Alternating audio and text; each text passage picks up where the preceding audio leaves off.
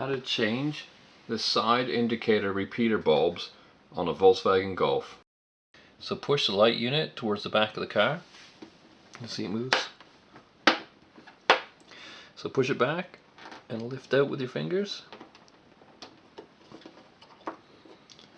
That releases the holder. Next, gently wiggle the lens away from the base of the electrics. Just wiggle it backwards and forwards. Just pulls out just like that. You can see the bulb. Just grab it, pull it out. So it's a capless bulb, a wedge shaped bulb. So get your new one.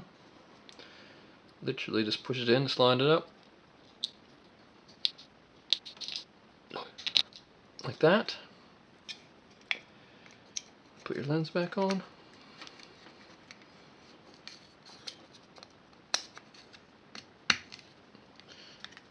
Like that. And you can see this spring here. This needs to go on the inside of the lip here. So it pushes against it, otherwise it won't stay in. So put it on the lip, line it up.